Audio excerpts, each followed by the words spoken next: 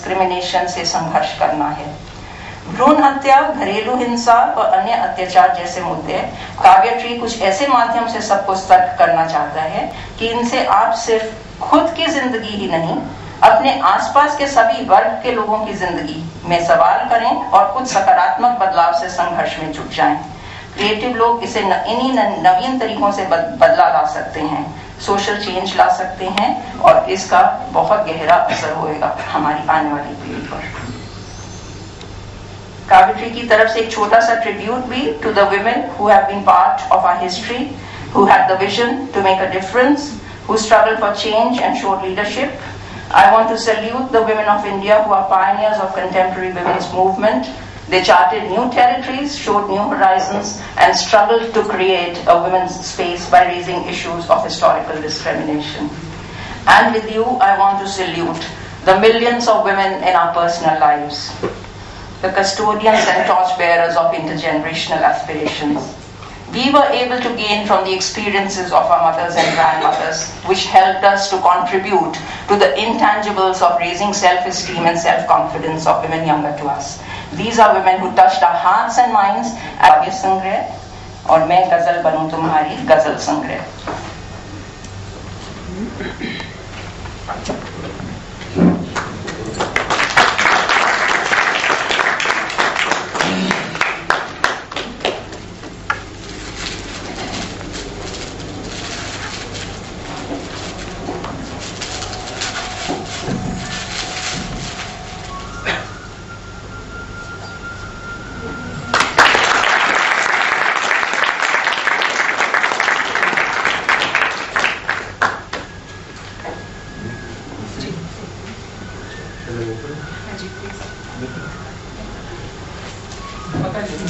Photo खींच लीजिए।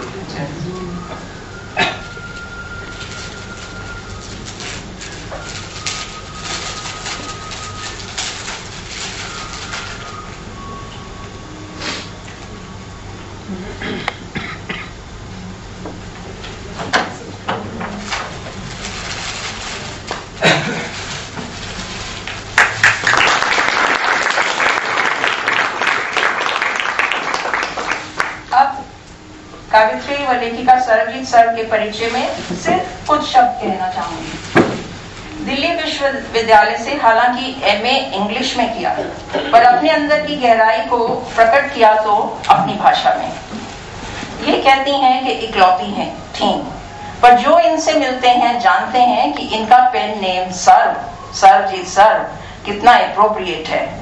सारे जगत की सर्व और सर्व जगत की, हर किस्म की सहायता करने को तैयार है। गुरबानी से और ऊपर वाले का शुक्राना सदा करती हैं। कैसी संस्कृति में पली ये दर्शाता है। अपनी दोनों माँ का साथ भी सराहती हैं, हर फर्ज हैं, उनके दर्द को सुलझाती, सबका सफर सुहाना बनाती हैं। ऐसी हैं हमारी सरबजीत सर। मेरा थोड़ा कहना, आप ज्यादा समझना, उनका लिखना पढ़ना और सरब की गहराई व अस्तित्व आप खुद पहचानना। अब मैं डॉक्टर रश्मि मल्होत्रा को आमंत्रित करती हूँ काव्य संग्रह कुछ फूल अमलतास के बारे में अपना डॉक्टर रश्मि। आज काव्यश्री द्वारा आयोजित अंतर्राष्ट्रीय महिला दिवस की पूर्व संध्या पर मुझे आमंत्रित करके मेरा सम्मान किया है कमल जी व श्रीमती सरबजीत जी ने। मैं उनको धन्यवाद देती हूँ। श्रीमती सरबजीत सर जी की 2 पुस्तकें, एक कविता संग्रह कुछ फूल अमलतास के जैसे कि कमल जी ने बताया, तथा दूसरी गजल संग्रह मैं गजल बनूं तुम्हारी का एक साथ प्रकाशित होना एक सुखद आश्चर्य है और उस पर कुछ बोलना मेरा परम सौभाग्य। सरबजीत जी को बहुत बहुत बधाई। महिला दिवस है तो महिला की बात होगी ही। मानव स्त्री की बुनावट पुरुष से भिन्न है, लेकिन ये भिन्नता और अलगाव ही उसके लिए वरदान है, अभिशाप नहीं।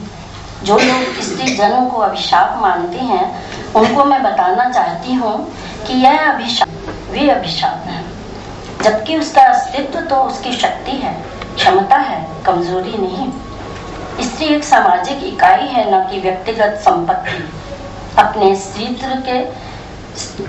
स्त्रीत्व के कारण ही स्त्री वरेण्य है और आदरणीय है। पुरुष व गजल संग्रह।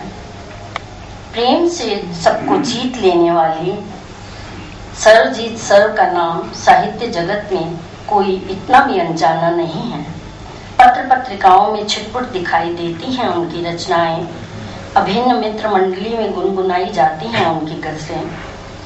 कविता संग्रह उन्होंने अपनी माँ के प्रति समर्पित किया है और गजल संग्रह अपनी अभिन्न मित्र कमल को समर्पित किया है, जिन्हें वह रूह की दोस्त कहती हैं।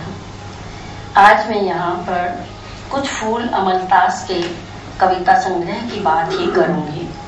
वैसे जब दोनों पुस्तकें मेरे हाथ में आईं, सबसे पहले पुस्तकों के बाह्य आवरण पर मेरी दृष्टि गई। दोनों के कवर पेज पर उनकी बेटी जूही की पेंटिंग्स थी। कुछ फूल अमलतास के कवर पेज की पेंटिंग, जिसमें एक महिला है जिसकी आंखों में प्रेम छलकता है, भावों में एक उदासी व कुछ जद्दोजहद है, अनकही को व्यक्त करने की छटपटाहट है। वे अपनी एक छोटी सी कविता में यह बात व्यक्त भी करती हैं कि कुछ अनकही जो कह न सकी, कुछ अनकही जो कह न सकी, कुछ बेचैनी की भी परिचायक है, जहाँ सारा गुबार, सारी संवेदना, व्यथा कथा उमड़ कर बाहर आ जाना चाहती है। मैं उनकी कविताएं पढ़ती चली गई तब तक जब तक वे खत्म नहीं हो गई थी। सभी कविताओं में वही प्रेम, वही दर्द, वही जद्दोजहद मुखरित था। और जब उनसे पहली बार मिलना हुआ तो उनका सहज सरल व्यक्तित्व यूं लगा जैसे बहुत अपना सा है। वो अपनी कविताओं में उड़ेल कर सुरखरू हो चुकी हूँ। एक पॉजिटिविटी की झलक, अच्छी वाइब्रेशंस का एहसास मुझे बरबस अपनी ओर खींचता था। यह संकलन एक साक्षी रचनाकार का व्यक्तित्व होती है। सरजीत सर की कुछ कविताओं में वक्त की कड़वाहट और आक्रोश का स्वर झलकता है।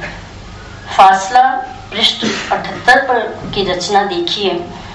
तुम्हारे और मेरे बीच का फासला, तुम्हारे और मेरे बीच का फासला महज 2 कदम 2 क्षण पाया। तुम तो मीलों दूर हो, तुम तो मीलों दूर हो और वर्षों परे। पर अगर तुम हाथ बढ़ा देते तो यह फासला मुद्दतों पहले तय हो जाता। तब ना तो मुझे ये लंबा सफर तय करना पड़ता और ना ही तुम्हें अकेलापन जीना पड़ता। इसी तरह की कुछ कविताएं धूप का एक प्रस्फुटता को एक बोध मिलता है। जिंदगी में घटित मान अपमान, द्वंद्वों, फंदों और संघर्ष से जूझते हुए प्यार की एक बूंद के लिए कविता भ्रूण हत्याओं पर बहुत बड़ा प्रश्न चिन्ह लगाती है। कवित्री की सभी रचनाएं नारी नियति को व्यक्त करती हैं। वह नारी को अबला नहीं, सबला, कमजोरी नहीं, शक्ति मानती हैं, आदि शक्ति, जो अपने घरौंदे से लेकर पूरी सृष्टि को सुचारू रूप से चलने संवारने का बल व मानसिक संतुलन रख सकती है। जीवन की पूर्णता है नारी।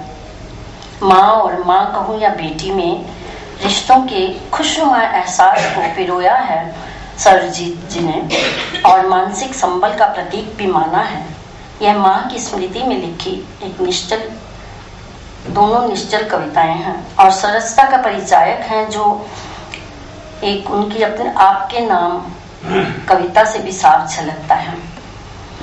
क्या स्त्री समाज का शाश्वत स्वर विवशता, बेबसी और मजबूरी है?